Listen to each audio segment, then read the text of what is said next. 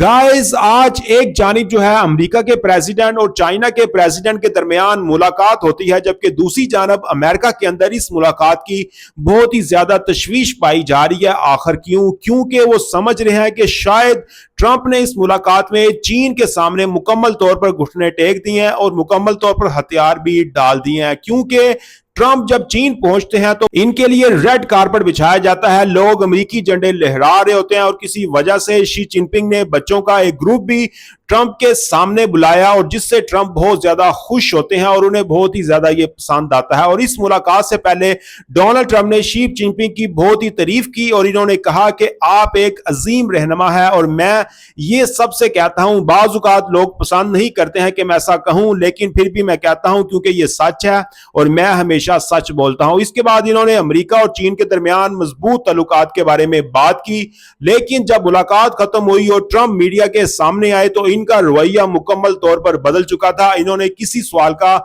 जवाब देने से इनकार कर दिया। हालांकि सहाफी मुसलसल मुलाकात के बारे में पूछ रहे थे और अभी तक किसी को मालूम नहीं है कि बंद दरवाजों के पीछे क्या बात हुई है। वो बड़े ही खामोशी से खड़े थे और किसी सवाल का जवाब नहीं दे रहे थे। यहां तक कि CNN के रिपोर्टर भी कह रहे थे कि ट्रंप का रवैया इनके मामूल के अंदाज के बिल्कुल उल्ट हो गया है और बहुत ही ज्यादा मोहतात लग रहा है। वो ट्रंप जो चाइना पहुंचने से पहले बहुत ही ज्यादा बातें कर रहा था और एक शेर का रूप धारे हुए था, लेकिन जब चाइना जाता है तो उसको क्या हो जाता है।